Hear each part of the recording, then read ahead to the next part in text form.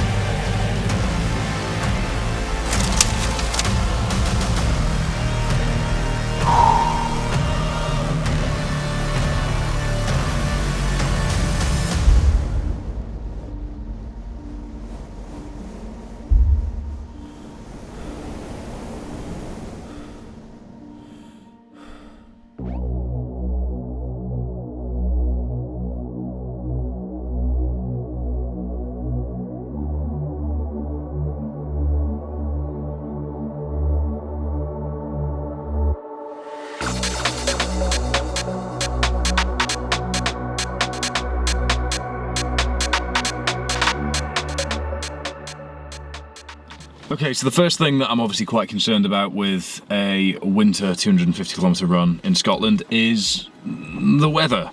And there's no better way of contextualising that than right now, as it's snowing, it's 0 degrees Celsius, and I'm about to head off for 3.5 hours on my own up that way. Pretty inaccessible via road, and again, a huge part of the recce for the past couple of days has been just getting used to where I can get access, where I'm going to need a support runner. But it's hard not to feel intimidated by this, because I've got all the kit that I'll ever need, I've got all the experience that I'll ever need, but when fatigue, sleep deprivation, everything kicks in, it's gonna be something that's just gonna make me feel like I don't have it in me, or oh, have you done enough work, have you done enough prep, have you got what's required for this? It just feeds into that self-doubt that will go on and will happen inevitably with any endurance event I take on. Obviously it's been increasing scale over the years, but days like today, I'm confident if I get through it and get through 3.5 hours of work, about 26-27k today, I'll be in a much better place where there won't be many doubts around the weather in my head, because yesterday and today the combination of is probably about as bad as the weather could be at the end of March in this area. So I'm now better prepared and feeling a little bit more confident for the event itself, dealing with that sort of first intimidation point, which is Scottish weather. Nope. Right, let's bloody go.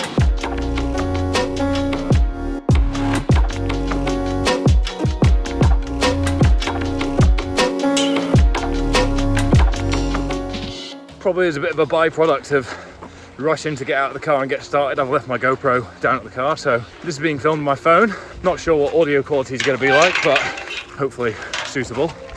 Oh, just a running bit here. So the second thing that's really intimidating me is sleep deprivation, because that is inevitably going to be a huge part of this event. I've experienced it before, I've got a fair amount of experience with it. I know how to manage it in terms of being sensible with caffeine, really understanding how much of an impact the light coming up will be. So it's knowing that the 2 night shifts are the absolute key, and that's where things are going to be really tough. So it's making sure that in terms of support mechanisms, in terms of mental strategies, in terms of, to some degree, visualization and sort of planning ahead of time, anticipating how I'm going to feel and trying to work around that or get strategies in place to cope with it, that's all going to be really important. So the second thing that's very intimidating and is making me just find myself a little bit doubtful day to day, which is good, is sleep deprivation. Because it's a bit of an unknown frontier. Hallucinations will kick in pretty aggressively, it'll get weird, but in a strange way I'm kind of looking forward to that.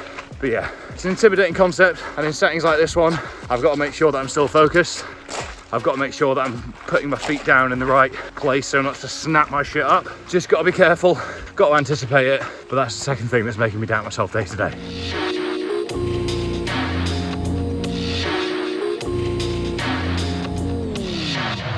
GoPro has been reclaimed, which is good news, means I can provide higher quality, not iPhone shot content again, which is excellent. Second thing to consider, and I've really been reflecting on just there, is loneliness. During the double Bruce, I was surprised at how downtrodden and lonely I felt at points, even though there were sort of people around me, in the darkness especially, but felt a bit lonely setting off there just because, you know, we've had a good couple of days, strategy business-wise, in a house up in the Highlands, working till late, etc., and kind of felt a bit somber walking off. But coming down that hill there, familiar territory, where I'd actually supported a friend doing the West Highland Way in one go himself a few years ago, so I knew where I was, I enjoyed the downhill, and I've come down feeling elated, buzzing to see the guys, GoPro back online. But just a great reminder of the ebbs and flows of events like this and how important it is to reinforce that in training. You're going to be high, you're going to be low, but no one feeling lasts forever, and that's what's really important to remind myself at this phase of the training process when doubts do start to creep in. Right now I feel great, might speak to you again soon and feel terrible. Goodbye.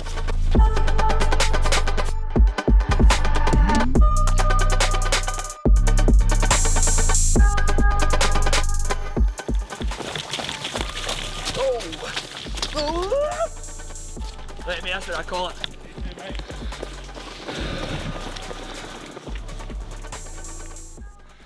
Just finishing off a nice relaxing but partially frozen squares bar, and just took a second to reflect on the environment I'm in and just feel overwhelmingly privileged and happy to be out here on my own. I haven't seen a soul other than the team all day today, which is incredible. This is amazing. As a calibration point for me personally, amidst the things that I was just discussing, this is so valuable, and why getting outside and not being confined to indoor training is such a massive thing in my opinion. It's where hybrid training for me has been phenomenal, because single discipline training forces me to not find myself doing work on a C2 bike or on a watt bike amidst this, that and the other, and forcing myself indoors. Single discipline stuff gets me out in environments like this, and the value of that goes way beyond being jacked. Metrics from a performance point of view, it's just incredible. If there's a real takeaway from this video, it's that we should all try and spend more time in settings like this one, because not only is it good for us fitness wise, but it's good for the soul, as our squares bars.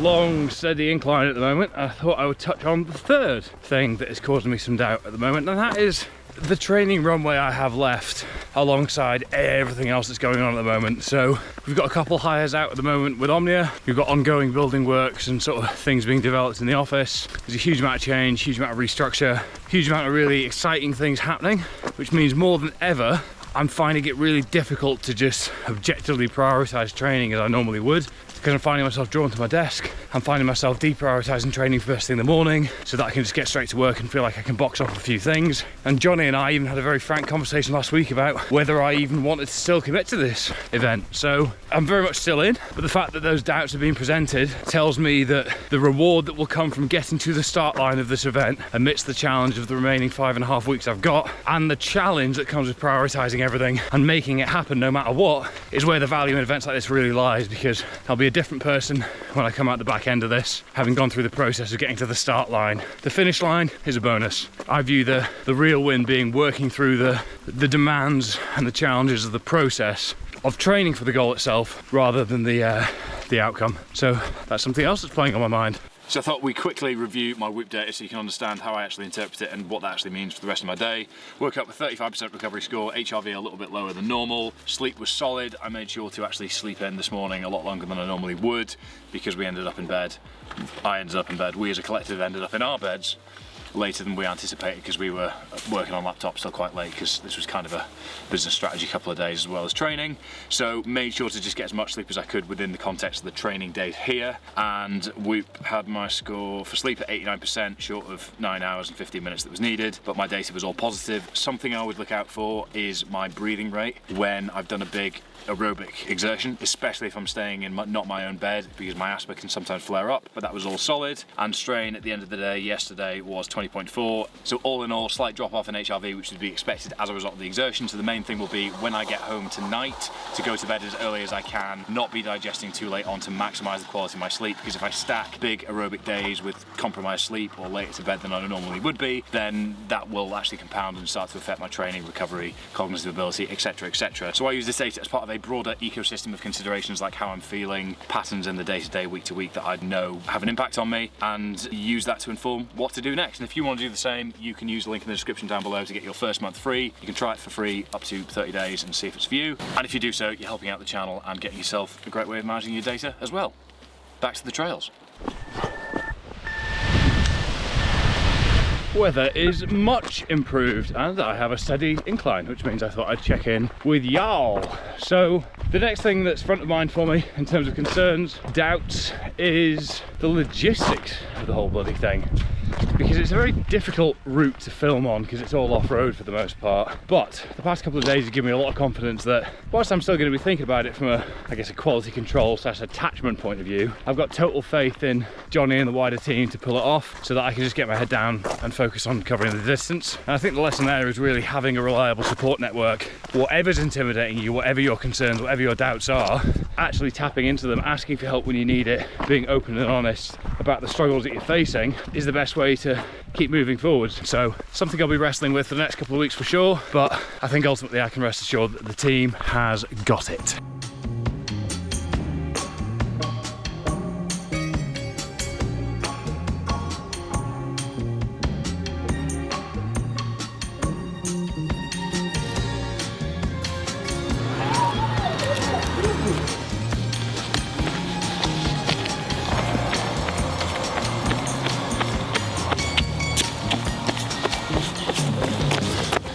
GPS isn't quite what we expected. Maybe what I was seeing as a landmark here is different on the map, but anyway, job done. Data on the screen for you just here. And the fifth and final thing to consider is failure, which is kind of an obvious one, but I'm essentially on a mission to find the point where I ring the bell, because I can honestly say that I have never once in any events in the past quit, whereby I made a conscious decision that no, I'm not enjoying this, I'm out. Whenever I've fallen short, it's been because something snapped, there's been an injury, or I just haven't actually had the ability to do it. And I think that in many ways means I can be much more comfortable with my own ego going into this, whereby I am essentially on a mission to discover at what point I ring the bell. And I think this is going to be quite a good exercise in that. I'm confident that I won't, but I'm excited to sort of ride that roller coaster and see where I end up. So yeah, it's easy for me online, fitness YouTube account, everything going on, to pretend that hoorah, solid, got everything under control at all times, but that's just bullshit, isn't it? That's not how life goes. Anyone that pretends that they've got everything together at all times and they're not intimidated by things is a liar. And I think it's always important with the channel to bring you back down to earth on that and make it seem that I am not just somebody that always unequivocally gets things done without any challenge. That's not the case. But I'm scared, I'm intimidated. The past couple of days have been very confidence building, but it's reaffirmed a lot of things that I am concerned about and therefore need to reflect on over the next 5.5 weeks. But I hope you've enjoyed the video. Essentially, those are the 5 things at the front of mind in terms of doubts at the moment.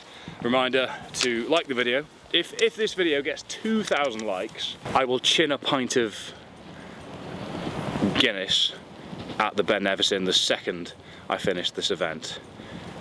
So 2,000 likes and you can watch me very exhaustedly and probably unwillingly chin a pint of Guinness. So there you are. Bear that in mind. Obviously, hit subscribe if you haven't already. Drop your comments, thoughts, feelings, suggestions, or anything in between.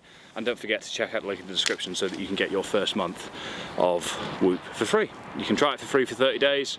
If you like it, you then get your first month free, and you're helping out the channel in doing so. So please do all of the admin-y things. Thank you very much for watching. I'm going to get myself back down the road to Edinburgh for a hearty meal this evening. Goodbye.